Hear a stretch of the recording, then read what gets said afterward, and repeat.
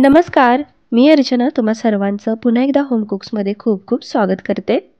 आणि आज आपण होम कुक्समध्ये बनवणार आहोत पाकातले रवा लाडू.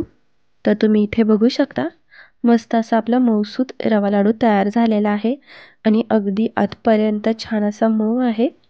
तर मंडळी, ही रेसिपी बनवत असताना मी खूप साऱ्या टिप्स दिलेल्या आहेत की ज्यामुळे अगदी शेवटपर्यंत लाडू एकदम मऊसूत राहील. त्यामुळे तुम्ही हा व्हिडिओ शेवटपर्यंत नक्की पहा. आणि आता वेळ न घालवता आपण रेसिपीला सुरुवात करूया. तर मंडळी, साहित्य घेत असताना एकाच मापाचा आपण वापर करायचा आहे. तर इथे तुम्ही बघू शकता की जो मी रवा घेतलेला आहे तो एकदम असा बारीक आहे. आणि आपण रवा लाडू बनवत असताना एकदम बारीक रव्याचाच वापर करायचा आहे. मीडियम जर का असेल तर थोडंसं एकदा आपण मिक्सरमधून फिरवून घ्यायचं आहे आणि त्यानंतर आपण वापरायचं आहे. तर इथे या वाटीच्या मापाने मी अगदी 4 वाटी सपाट असा रवा घेतलेला आहे आणि त्याच वाटीने मी 2.5 वाटी सपाट अशी साखर घेतलेली आहे. यानंतर आपण इथे तूप घेतलेलं आहे. तर तुम्ही बघू शकता की मी 1 वाटी तूप घेतलेलं आहे. तर आता हे घरचं तूप आहे आणि वितळलेलं तूप घ्यायचं आहे. जर का घट्ट तूप घेतलं तर प्रमाण चुकू शकतं. त्यानंतर इथे आपल्या आवडीनुसार आपण ड्रायफ्रुट्स घ्यायचे आहेत. तर इथे काजू बदाम आहेत आणि गार्निशिंगसाठी मी इथे मनुके वापरणार आहे. आणि सगळ्यात शेवटी आपल्याला 2 चमचा वेलची पावडर लागणार आहे. या ठिकाणी तुम्ही बघू शकता की मी कढई गरम करायला ठेवलेली आहे आणि कढई मंद गरम झाली की यामध्ये आपण जे तूप घेतलेलं आहे यातला आपण 3 चमचा आपण तूप घालून घ्यायचं आहे. आणि मंडळी, लक्षात ठेवा की तूप घालत असताना एकाच वेळेला सगळं घालायचं नाही, तर ते आपण थोड्या थोड्या टप्प्याने घालायचं आहे.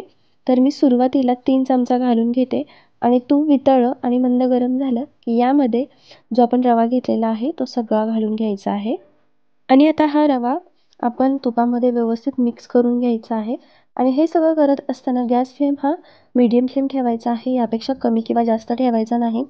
कमी ठेवला तर खूप वेळ जाईल आणि जास्त ठेवला तर पटकन करपून जाईल. त्यामुळे आपण मीडियम फ्लेमच ठेवायचा आहे आणि व्यवस्थित रवा मिक्स करून घ्यायचा आहे. आता आपण इथे साधारण 5 ते 6 मिनिट व्यवस्थित रवा परतवून घेतलेला आहे आणि आता आपली पुन्हा थोडंसं तूप घालण्याची वेळ आलेली आहे. तर आपण यामध्ये थोडंसं तूप घालून घेऊया. तर त्यासाठी मी थोडंसं इथे रवा बाजूला करून घेतला आणि मी 2 चमचा पुन्हा तूप घातलेलं आहे आणि तूप पुन्हा थोडंसं गरम झालं की असं थोडं थोडं करून पूर्ण रव्याला आपण मिक्स करून घ्यायचं आहे. आपण जेव्हा अशा प्रकारे थोडं थोडं तूप करून रवा भाजतो तर आपल्याला जेवढं पुरेसं आहे तेवढंच तूप रव्याला आपण लागतं आणि रवा एकदम छान मऊसूत असा भाजला जातो. अजिबात करकरीत किंवा असा कठीण होत नाही.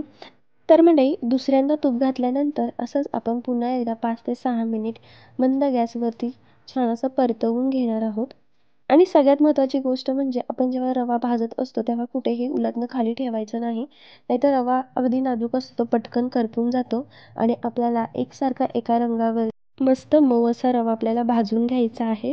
आणि रवा लाडू बनवत असताना सगळ्यात महत्त्वाचं म्हणजे रवा एकदम व्यवस्थित मऊ भाजला जाणं जास्त गरजेचं आहे.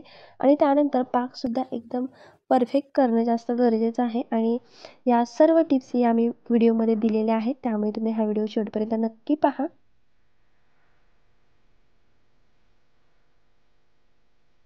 या ठिकाणी आपण दुसऱ्यांदा तूप घालून 5 ते 6 मिनिट झालेलं आहे आणि आता आपण तिसऱ्यांदा तूप घालणार आहोत.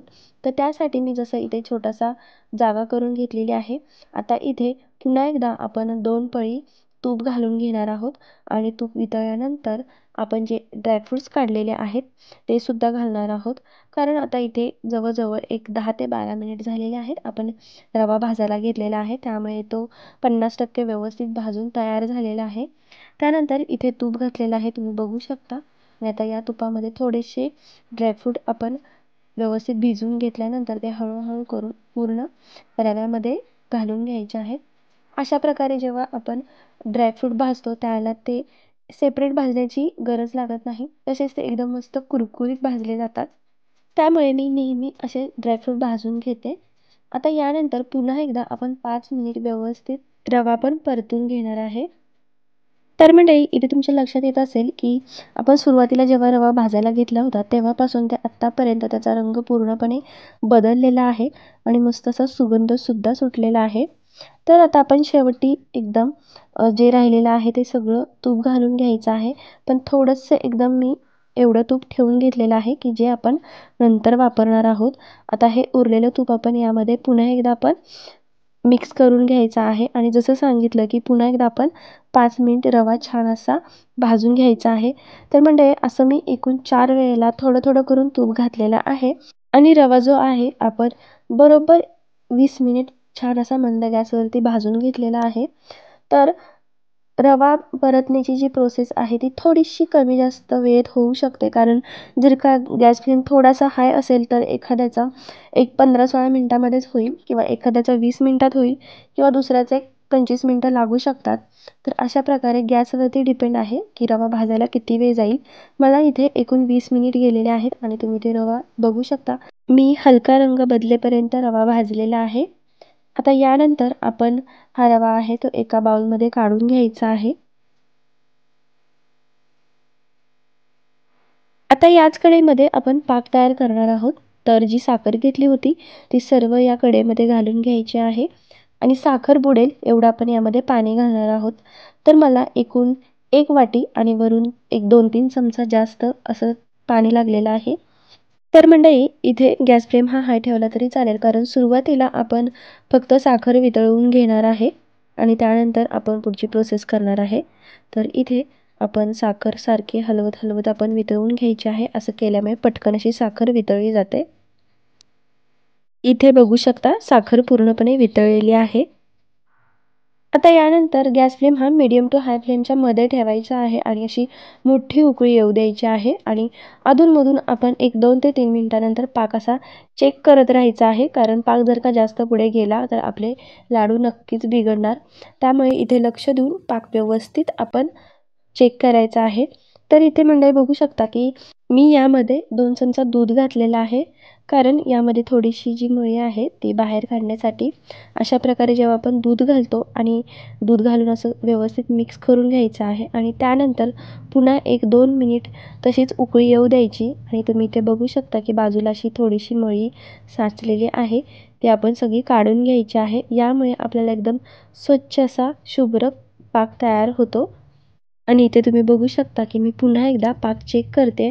तर साखर फक्त वितळली आणि थोडंसं आपल्याला चिकट लागतं आहे, तर आपल्याला आणखीन थोडा पाक जास्त बनवायचा आहे. तर त्यासाठी आपण पुन्हा एक 2-3 मिनिट उकळू द्यायचा आहे आणि नंतर पुन्हा एकदा पाक चेक करायचा आहे.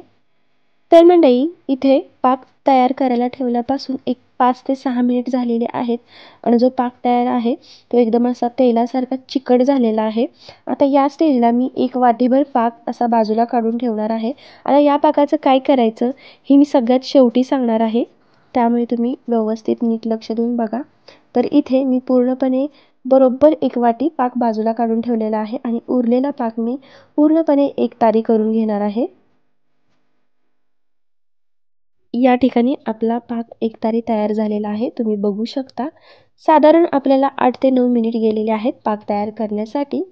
आता या ठिकाणी बरोबर एकतारी पाक तयार झाल्यानंतर जे आपण तूप बाजूला काढून ठेवलं होतं ते सगळं या पाकामध्ये घालून घ्यायचं आहे आणि व्यवस्थित मिक्स करून घ्यायचं आहे.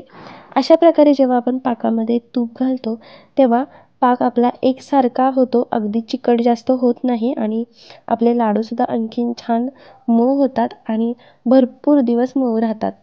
आणि यानंतर आता आपण हे जे मिश्रण तयार केलेलं आहे ते या पाकामध्ये घालून घ्यायचं आहे आणि मिक्स करून घ्यायचं आहे. तर मंडळी इथे एकतारी पाकामध्ये आपण मिश्रण मिक्स केल्यानंतर जो पाक आपण वाटीमध्ये काढला होता तो यामध्ये आपण घालून घ्यायचा आहे आणि पुन्हा एकदा पूर्णपणे एकजीव करून घ्यायचा आहे. आता या स्टेजला आपण इथे 2 चमचा वेलची पावडर घालून घ्यायचं आहे आणि वेलची पावडर घातल्यानंतर पुन्हा एकदा हे मिश्रण एकसारखं करून घ्यायचं आहे. मिश्रण पूर्ण मिक्स झाल्यानंतर यावरती छान असं झाकण ठेवायचं आहे आणि साधारण आपल्याला 1 तास हे असंच मुरत ठेवायचं आहे. पण आपण अधूनमधून एक 15-15 मिनिटाच्या अंतराने आपण हे मिश्रण चेक करायचं आहे आणि थोडंसं आपण हलवून सुद्धा घ्यायचं आहे. तर तुम्ही इथे बघू शकता की एक साधारण अर्धा तास झालेला आहे आणि त्यानंतर हे मिश्रण मी पुन्हा एकदा हलवून घेते. तर तुम्ही इथे बघू शकता की मस्त असं मऊ आपलं मिश्रण तयार झालेलं आहे आणि रवासुद्धा छान असा फुललेला आहे. इथे तुम्ही बघू शकता की मी खालपासून वरपर्यंत व्यवस्थित असं मिश्रण एकदा छान असं हलवून घेतलेलं आहे आणि आता पुन्हा एकदा यावरती झाकण ठेवायचं आहे आणि आपण आणखीन एक 15 ते 20 मिनिटानंतर हे पुन्हा एकदा बघणार आहोत. तर मंडळी, लाडू वळण्याआधी मी साधारण 1-2 ते 3 वेळा असं मिश्रण हलवलं होतं. आता यानंतर आपण मिश्रण तयार झालेलं आहे, तर आपण लाडू वळून घेऊया. तर तुम्ही इथे बघू शकता की सुरुवातीलाच मी 1-2 ते 3 वेळा व्यवस्थित मिश्रण हलवलं होतं. त्यामुळे मी लाडू वळत असताना पूर्ण हलवून घेणार नाही. वरचं जे आहे ते असं काढून घेणार आहे आणि त्याचेच मी लाडू वळणार आहे. कारण लाडू वळत असताना मिश्रण थोडंसं मंद राहणं जास्त गरजेचं आहे आणि ते एकाच वेळेला जर का आपण सगळं काढलं तर ते पूर्ण थंड होईल. तर असं थोडं थोडं करूनच काढणार आहे. आणि मंडळी, इथे तुमच्या लक्षात येईल की मस्त असं मऊसूत आपलं मिश्रण तयार झालेलं आहे. अगदी अलगद हाताने लाडू वळता येतोय इतकं छान असं आपलं मऊसूत असं लाडूचं मिश्रण तयार झालेलं आहे. तर इथे आता आपण एक लाडू वळून बघूया.